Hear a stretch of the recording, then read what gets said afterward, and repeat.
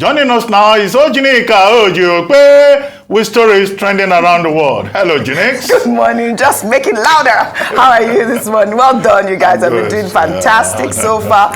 Good morning. How are you? Good. How are you too? Good morning, Rufai. Bless you, Oji. Charged, right? All right, let's do this. All right, then.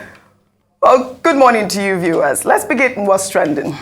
The Independent National Electoral Commission has come under fire on social media after the commission declared the presidential candidate of the All Progressives Congress winner of the 2023 presidential election. The INEC Chairman, Professor Mahmood Yakubu, declared Tinubu winner at exactly 4:10 a.m. on Wednesday in Abuja.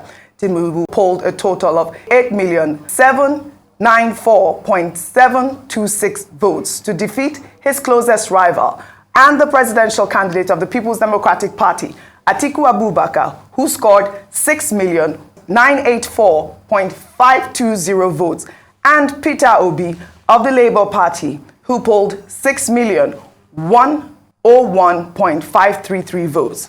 Tinubu, in his victory speech, thanked his party supporters, including President Muhammadu Buhari, who he described as a grand patron, his wife for standing by him, and the people of Nigeria for electing him the 16th president of Nigeria. I am profoundly humbled that you have elected me to serve as the 16th president of our beloved country.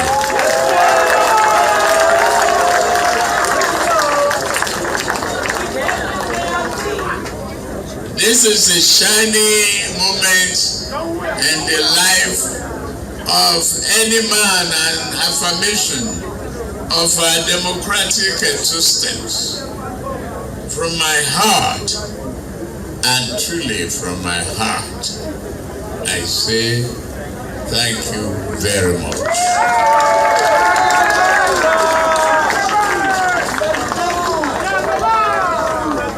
How humble could I be if I do a cultural idobale? It will satisfy many people who don't understand it. If I do a cultural nail bending, other than tag Allah, nobody will understand it. But I wish all of you well. I wish you very, very well. Whether you are a position holder or not. But I want to point to a man who is among you here. He is a position holder. His name is Ibrahim Masari from Samfara. And I've changed his state now. Instead of Gazina, I'm deporting him. But there's no person can talk of his integrity, honesty, dedication, trustworthiness as much as this man. I say whether you are ratified or articulated, obedient, or have any other political affiliation, you voted and stood for a better Nigeria, more hopeful nation, and I thank you for your participation and dedication to our democracy. You decided to place your trust in the democratic vision of a Nigeria founded on a shared prosperity, and one nurtured by the ideas of unity, justice, peace, and tolerance. Renewed hope has dawned and landed in Nigeria. Well, like I said, the INEC chairman has come under fire. I'll take some tweets so we can feel the pulse of the people. This is from Larry, who wrote, Bola Tinubu was voted the next president of Nigeria by only 9% of eligible voters, according to official results.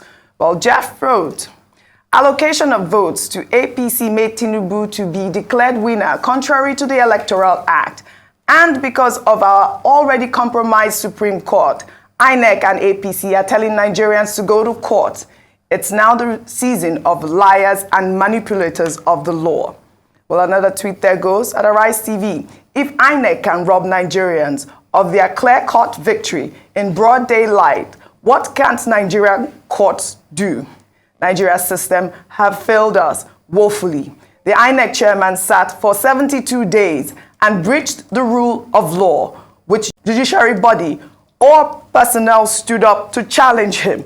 Well, Rufai, I believe it was only yesterday that I took a story of the INEC chairman. He actually gave a press briefing on Monday, trying to calm down tension when Dino Melaye and all those opposition party leaders were there to challenge the collation of the result. And the INEC chairman said that they should calm down because he's going to finish the collation process and then review the documents before announcing the winner. I believe that we had Somna Sambo, who is our reporter that was on ground at the Abuja Collation Center, saying that they were all surprised when the INEC chairman announced Bola Ahmed Tinubu as the winner. Let's take that video of the INEC chairman on Monday when he talked about reviewing the results collated before announcing the winner. The process has to be concluded first before you can then talk about power to review. I want to assure political parties that the evidence that you have of any alleged wrongdoing at any level of the process, whether it's at the polling unit or at collation level, please forward this information. And I promise you, as soon as the process is concluded, we'll then do the review as provided by law.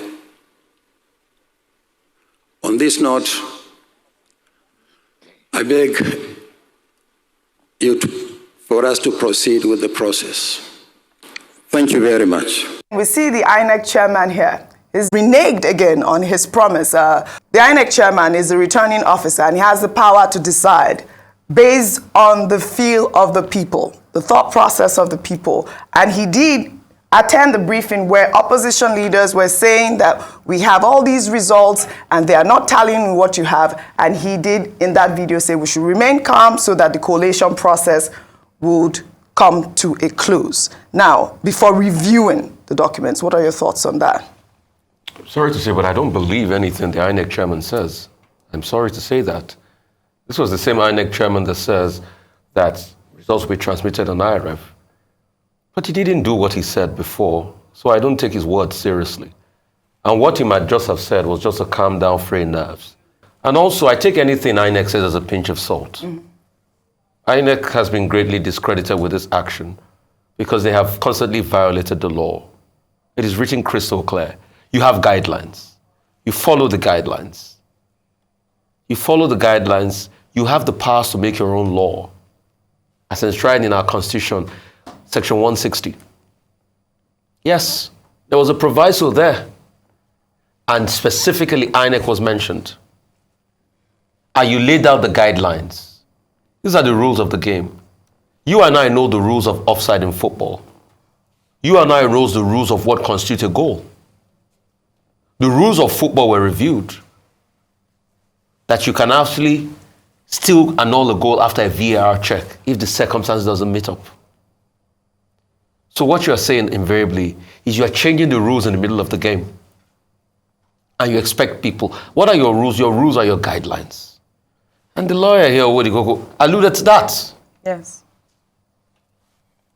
So if he changes that and people raise concerns about that and he proceeds, his word doesn't carry weight. And concerning the, what is it called? The victory speech, I think there's a lot that I expected to be said, but that was not said. I think the speech was more about a celebration of his achievements. I've arrived, and me and my party did it. But you cannot say that because now you've become a leader for all of us. A victory speech is to be able to feel the pulse of a nation and be somber and be able to talk to the hopes and aspirations of a nation. And I think the president-elect bungled that victory speech. There was no need for giving political jabs, Gorilla. We have campaigned in poetry already. I thought this was the time for the prose of governance. So you mentioning, Kwankasiya, obedience and everything. Yes, that might be conciliatory. But the most important opportunity for you to have done that, you nullified that opportunity by calling somebody a raging gorilla. Oji, please, let me just ask you, what if CNN or any foreign media had dipped in life to that speech?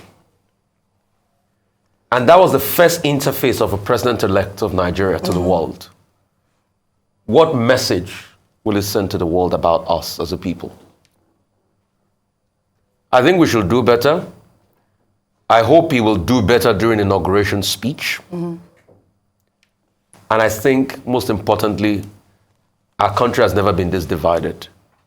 And we need to heal our country across board.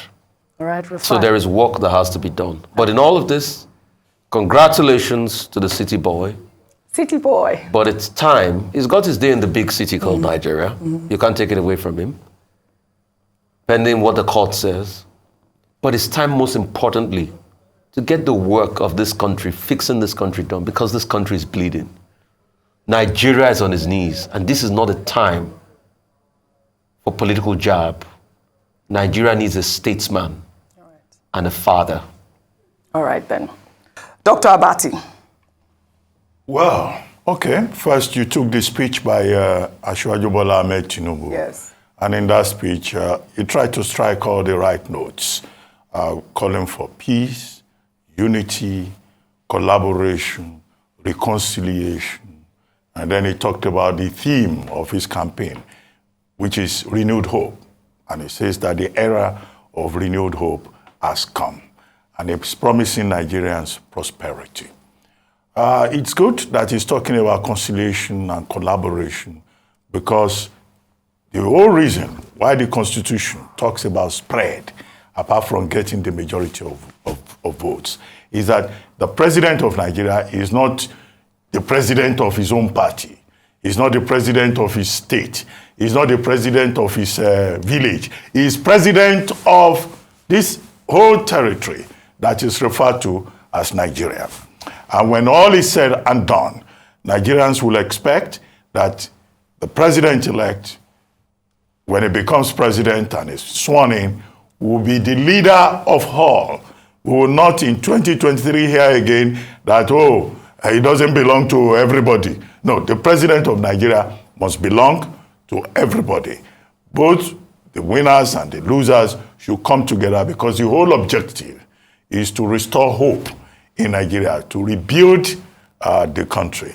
And it's most appropriate, of course, in any case, that his supporters have been jubilating. Desmond Elliott and a group, they were dancing on the streets of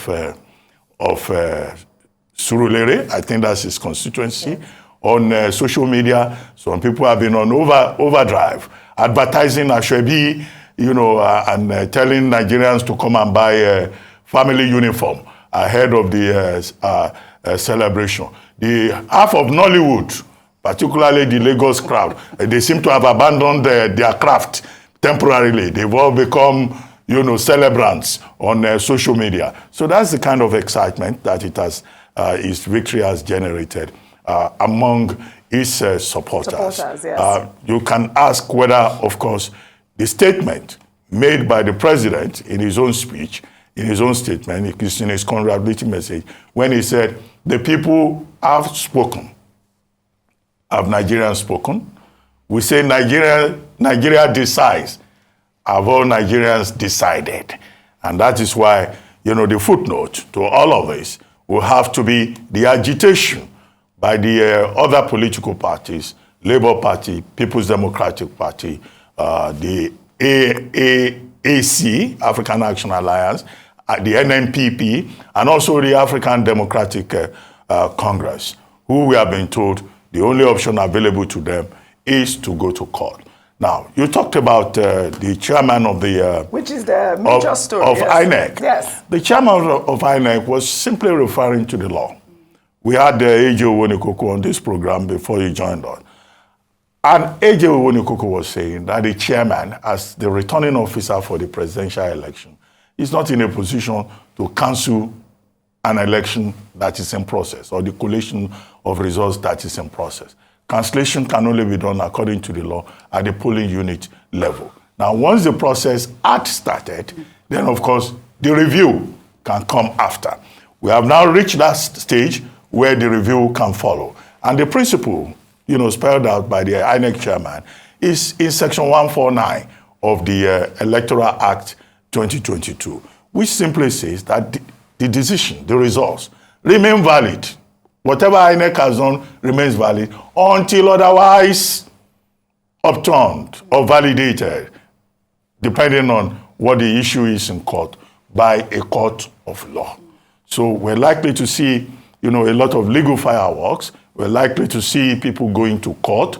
And if that happens, as it would, that would be most unfortunate, because the big expectation was that the current electoral process will not result into so many litigations. Ahead of the election, even the court, the judiciary was complaining that there were too many cases in court. Mm-hmm. In fact, there will be more after this election, most likely. But what is important is for people to respect the rule of law, mm-hmm. and for due process to be followed, as the international community, the community of international observers, have also pointed out. Don't forget that yesterday the international observers visited the 4 leading candidates from the APC presidential candidate to the Labour Party candidate, the NNPP candidate, and also, the PDP presidential candidate. And what all of them, West African Elders Forum, led by John Mahama, President John Mahama, and President Jonathan, what they are all asking for is calm, peace. Because, as they put it collectively, Nigeria is so important to the stability of the democratization process, not just in West Africa, but the whole of Africa. All right, we'll take another story. Leaders of opposition parties have been calling for the cancellation of the presidential election that took place on Saturday, February 25th. On Tuesday, the 2 main opposition parties, the PDP and the Labour Party, held a joint news conference declaring that the election cannot be legal if it did not follow due process, according to the Electoral Act. This came as the All Progressives Congress and Bola Ahmed Tinubu instituted a lawsuit to restrain both parties from doing anything to stop the collation and announcement of the presidential results. Subsequently, a chieftain of the APC, Femi Fani Kayode, has described the call for the cancellation of the election by opposition leaders as contrived and a conspiracy because they knew that they would lose the election. As far as I'm concerned, this was contrived. They knew they were going to lose. We spoke a few weeks back about the whole idea and conspiracy to come up with some kind of ING, which is really what they want, knowing they cannot defeat our party and our candidate. And we're seeing this, unfolding before our very eyes. So Nigerians need to understand it for what it is. When they gather together, like 3 blind mice, like they did today earlier, talking about aborting the process, aborting a democratic process, removing an INEC chairman because you're not winning, and then President Obasanjo, and it hurts me to have to say this, will come and add his voice to the whole idea of aborting a democratic process. These are not Democrats, these are tyrants. These are people that cannot accept the whole idea of losing an election. They're not man enough, they're not strong enough.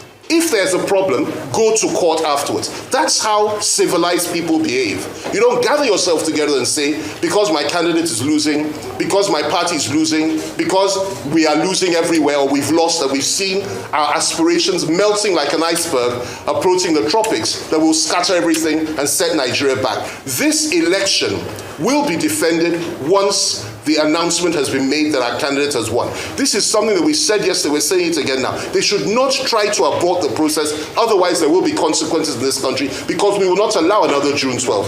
By God's grace, this democracy will stand. And shame on them for what they're trying to do.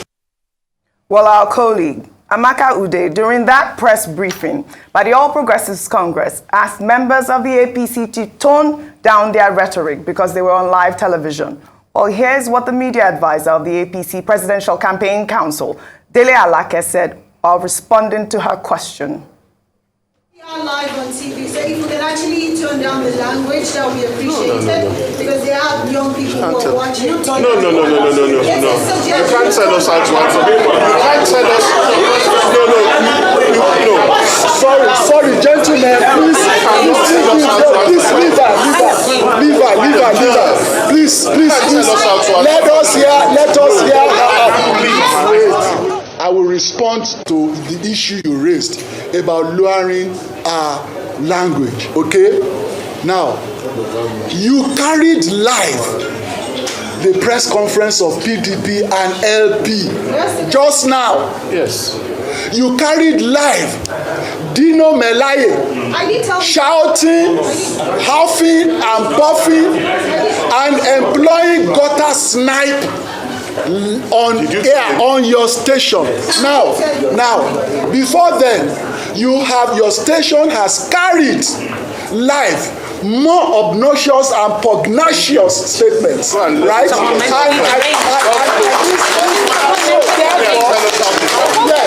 So therefore, your point, you have made your point. We have listened to you. We have responded. Ask your question.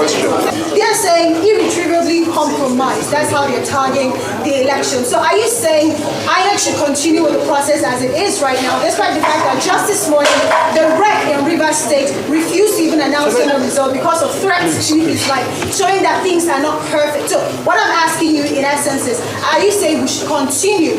To your question, now, we are saying that you cannot abort a baby when the pregnancy is in full term. It has reached full term. Now, Festus, just said something to you. These are lawyers surrounding us. And they've pointed out that in a process like this, in an election covering over 176,000 polling units, you cannot have every unit in perfection. And I did say that there is no human conduct, least of all your organization, that is perfect, right? I know a little bit of journalism practice.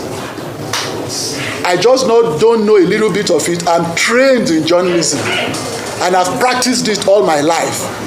And I can also say categorically that your small organization breaches the code of ethics of journalism on a daily basis. Does that mean that we should close it down? Very well. That is the principle of what we are saying. That you have one or two glitches in a process covering 176,000 or more polling units does not amount to aborting the entire process and aspirations of over 200 million Nigerians. That's what we are saying. Move on to the next question. Yes, I'd like to condemn the attack on our journalist. I mean, Dele Alake calls himself a journalist. I don't know how he would feel if he was treated in that manner. Ayo, really quickly. All right, so thank you so much for opening and saying that in terms of condemning outrightly the way he responded to a question by a journalist who was just doing her job. Yes. Amaka Ude had asked the question, and even before, you could see almost veins popping, almost all of them. One woman about a retinue of spokespersons wanting to respond to just that one person. And perhaps the fact that she mentioned she was from Arise News probably triggered something.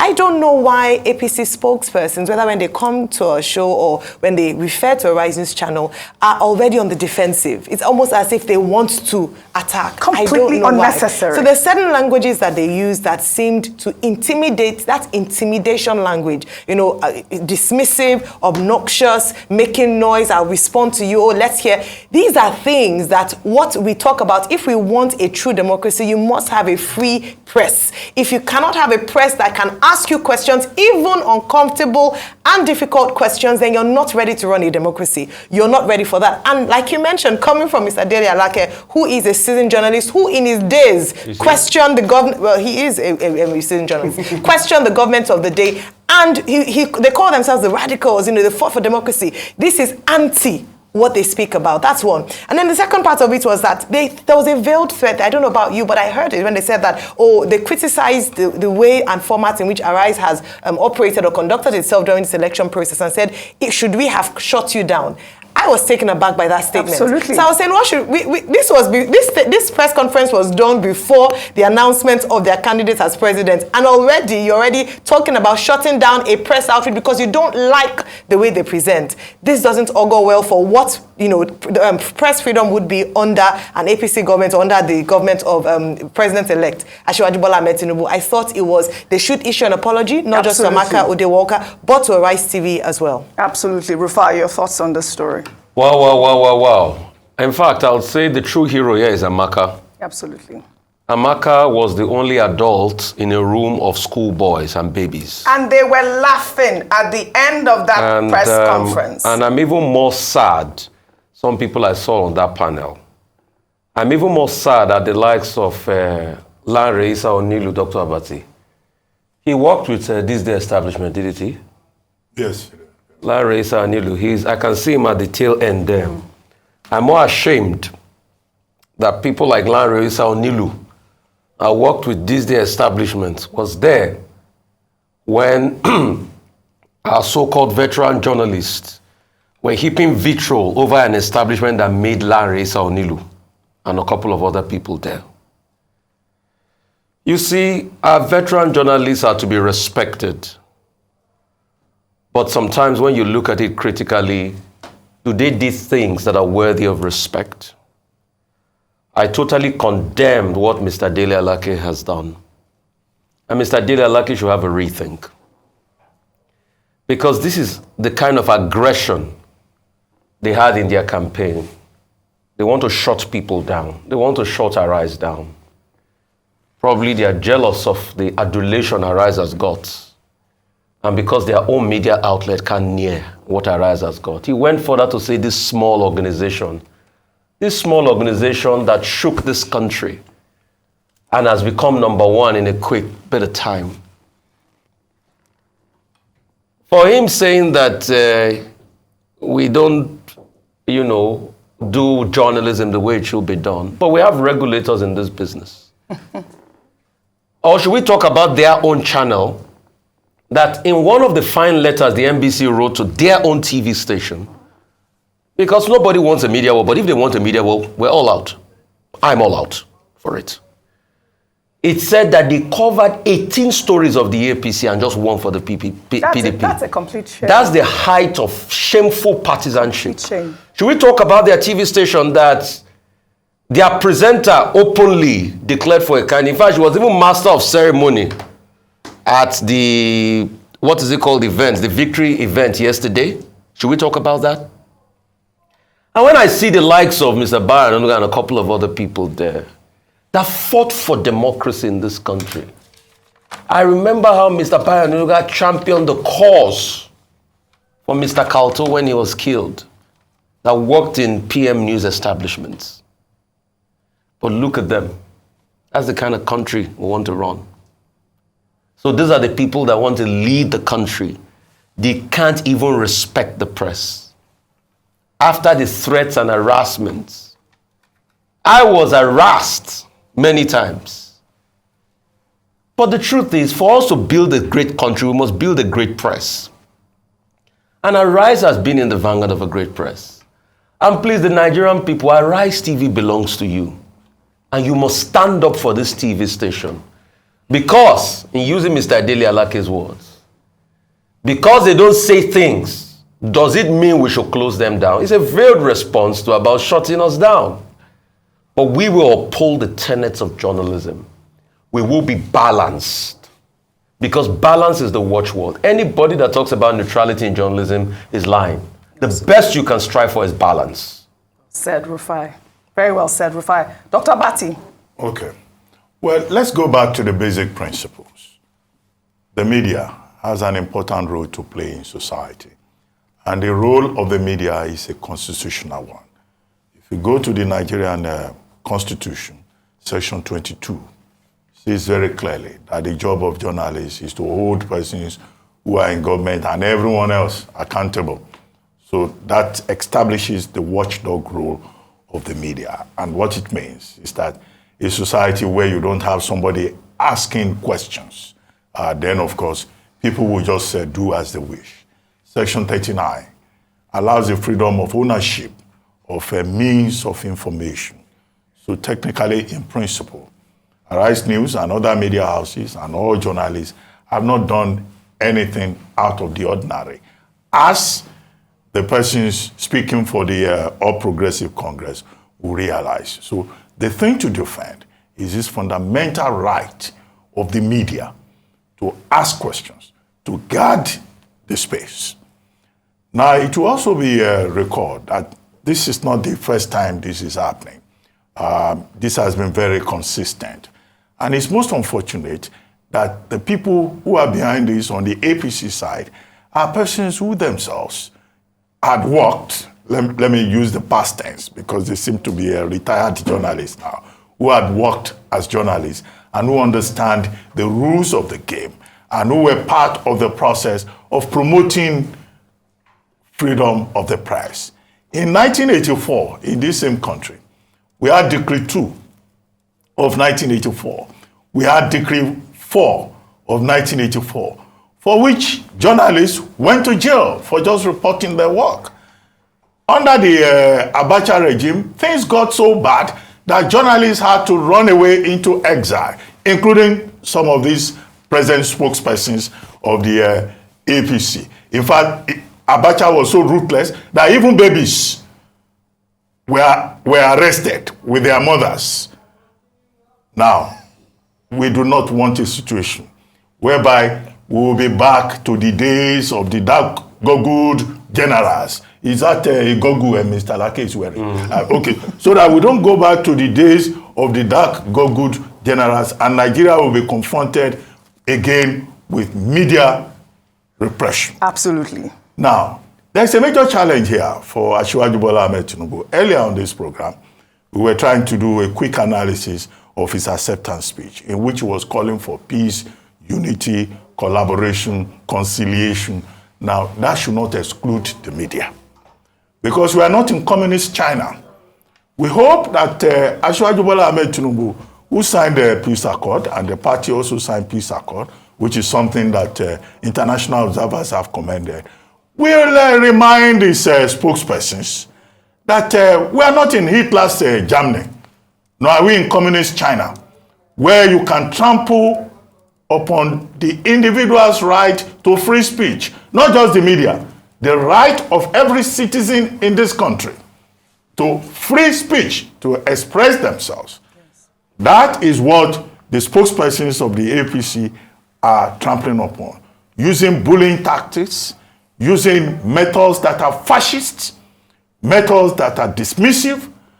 Amaka Kayode was very lucky that she was a bit far away from the spokespersons of the APC. Otherwise, she could have been dealt a dirty slap from the tone, from the manner in which they descended on her, as if she was confronting a pack of hyenas. What was the one thing she said? And people should know that, look, you don't win an argument by shouting. Yes. So I see, spokespersons, people who claim that they have had significant exposure, shouting, screaming, in a public forum.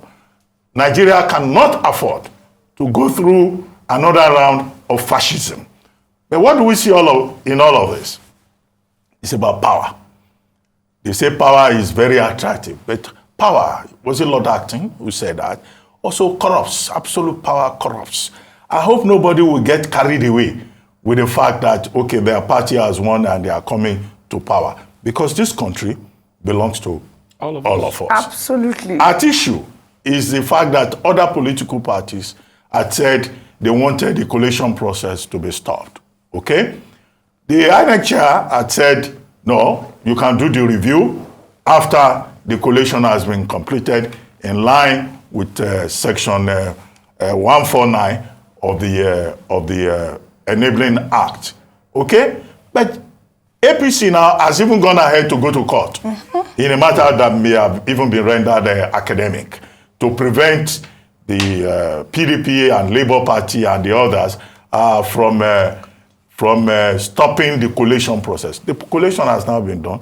The writ of summons, the originating summons, and the motion on notice that they have filed in that regard has been rendered academic. But the parties still have the right to go to court to challenge the outcome. Yes. And that is what is recommended, that everybody should operate under the rule of law.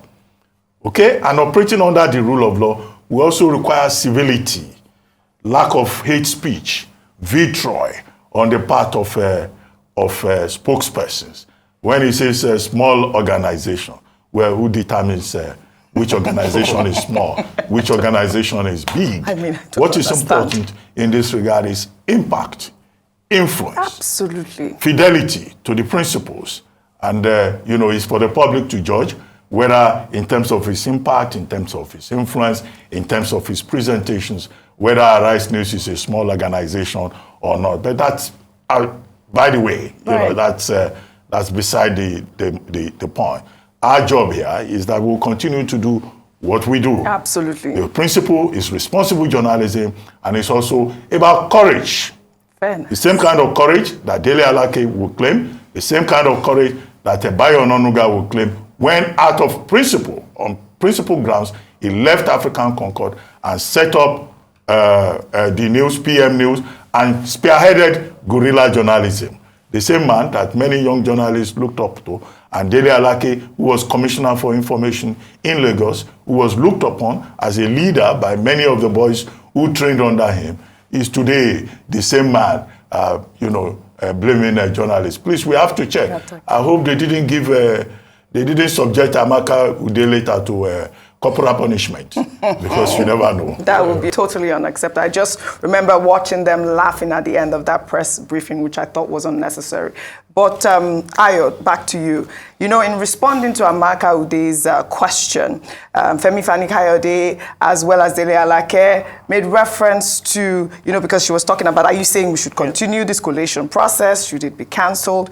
They talked about the fact that you cannot abort a baby in full term.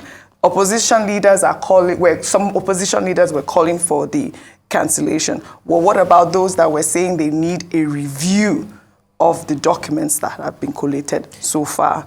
Okay, well, before. So, yes, that was the response again, Tim, and rightly mentioned. Earlier on, we had a conversation with Mr. OjyOkpe SAN, who explained, because they posed the same question as to if the call for a halting of the process to review what the opposition parties had asked the INEC chair to. And what he had mentioned was that according to law, he actually doesn't have the powers to review the process or halt the process, hence the reason why he had mentioned that they had to see it through, after which they can then review the results. And in the event where they had to review the process, it would be an internal review done by the commission. So perhaps that's what they were referring to. I mean, I don't know if they had that information or they were just saying that let us continue, because they had been very strong in their statement saying that whilst the opposition party was saying let's halt the process, review the complaints, review the issues that have plagued these elections, they had mentioned that, oh no, let us just continue. However, beyond what Mr. Wonikoko said, the INEC chairman had said that he was going to, so he wasn't even aware. It was either he wasn't aware at that point, or, like Rufai mentioned, he was just making statements to placate the people while still having the intentions to continue. That's what it appeared to be. He never came back to either apologize that he spoke out of turn, that he commission would look into it, or the fact that, oh, he didn't have time. He just ignored that. And I thought that was an important thing to note. There's a challenge with accountability, especially for leaders in this nation. We don't have that sense of responsibility of accountability. It's that why did you do it? Because I said so. Why is it like this? And there's, remember that even with the IREF issues, until the people called for it, before Mr. Okoye gave a statement and talked about technical glitches. Even afterwards, whether the glitches were sorted out or not sorted out, there was no statement follow-up to say that, okay, this is what has now happened, we've sorted it out. We must hold leaders and service chiefs or service men like this to account. Absolutely. And then finally, to refer to what Mr. Delalake said when he was responding to Amaka Odewalker, that they had 1 or 2 issues with the results. No. And that when it has to do with anything that's human-led must have issues. This is the bane of mediocrity in the civil service and in service areas in Nigeria. We always say, oh, everything cannot be perfect. Let's leave. We gave you 305 billion naira. We need to audit how that money was spent. We didn't give you that amount to give us excuses and reasons afterwards as to why things failed monumentally. Not 1 or 2 glitches, not a few errors here and there, massive errors. We need to ask questions about that and not just take it just happens. We won't accept that anymore. Absolutely, well said. Well, we all congratulate the President-elect, Bola Ahmed Tinubu, here at Arise News. We'll take our final story. Well, Tinubu, in his victory speech while thanking his wife, Senator Oluremi Tinubu, told senators not to expect her back in the Senate when he becomes Nigeria's president in May. To my lovely wife, Oluremi Tinubu,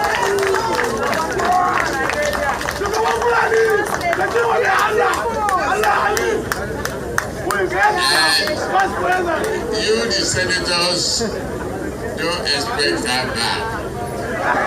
She's going to be my housewife.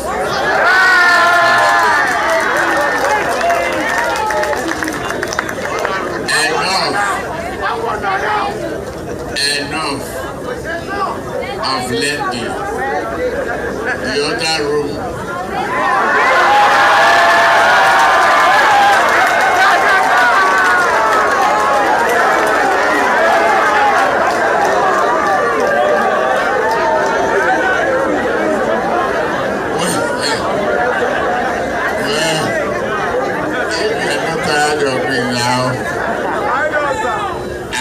Tired of you. I am very happy.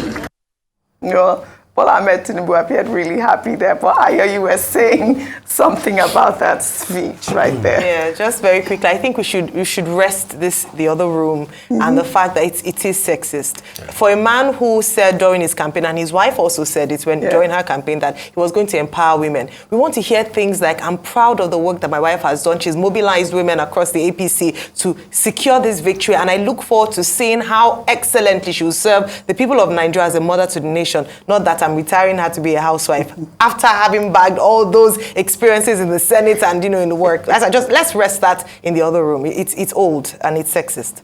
Dr. Abati, unfortunately, Senator Oluremi Tinubu is going to the other room. Senator Oluremi Tinubu is not a candidate, or was not a candidate in the just concluded election. She was in the Senate before. The constituency that she represented, someone else won from there this last Saturday. But I thought that, now she's going to have a new assignment as a first lady, not elect, first lady in waiting. First lady in waiting. And when they are sworn in, she will become first lady of Nigeria. We just hope that when that responsibility, she may not be going to the Senate, but that responsibility is also a very important responsibility. Part of the literature about presidentialism in Nigeria has also tended to focus on the wives of the heads of state or the president. And Nigerians will be looking forward, when all is said and done and resolved, to the kind of first lady she will be. Yeah. But it's important, of course, that our first lady, she should not sound like those spokespersons that we just reviewed their behavior in the public space. But I thought, looking at that, it was amusing. Yeah. When Asiwaju Bola Ahmed Tinubu was referring to her, you could see her blushing, you could see her being coy, like a newly wedded wife. With the mood on that occasion, well, only God knows what has happened overnight, because it looks so romantic. Look at her.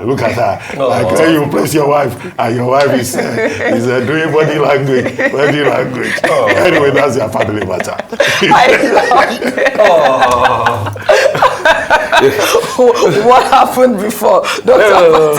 I mean, what happened in the night? Was it a celebratory activity? I know. Can I just say I don't think they slept at all because they didn't sleep. What did you think? I saw the video where they were celebrating. They were watching and waiting for the announcement. So I'm not sure what Dr. Batu was referring to. They don't have to sleep. I'm a creative person. I'm trying to be imaginative.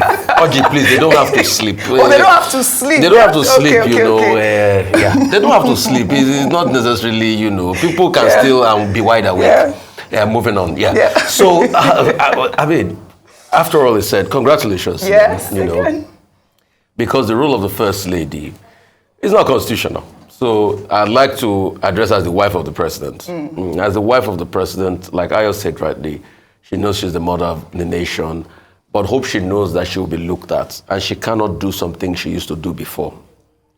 Like if you remember what happened at the constitutional review, an attack on a certain woman.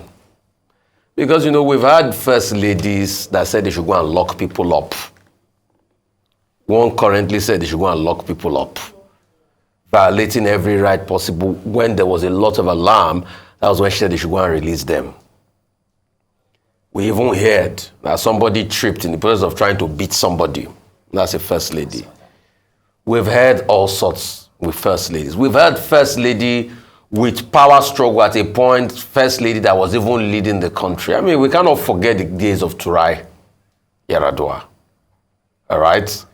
So hope she will be of good conduct. Hope this lovely, beautiful Ishakiri sister and Yoruba sister and all of that, a mother of the nation, will do to the nation what she will do to our own children. But anything they do, if there's anything I can tell them, is please, power is transient. Power is transient. Don't forget that. Right. And there are other people too that are part of this country. Because you are head of state, first wife, first son, first children, first concubine, first whatever, does not mean that you will trample on the rights of others. Right. And we will scrutinize you closely. Yeah. The scrutiny automatically will fall on you. Right. But in all fairness, I wish them well. Absolutely. Well, we pray for true democracy with our newly elected or president-elect in Bola Ahmed Tinubu. What can I say? Thank you all. Well, you have a smirk on your face. I hope you will pick up your own Ashwebi. I'm waiting. Some of your friends in Nollywood, that's their new job now. I'm waiting. What is the color? They become Ashwebi merchants. Oh, it's blue. Yes. I felt it was going to be blue. APC blue. APC blue. Oh, that's a new one. That's a new And I shade. think this looks a bit darker than APC blue. You're wearing APC blue. The Ashwebi is blue. Well, understandably. She said APC blue. Not it said it's blue? It's a new shade. Why blue? APC Bala blue. Well, you guys. Anyway. Thank you all for your great analysis on what's trending. Well, that's all I have for you on what's trending today. I'll see you all tomorrow.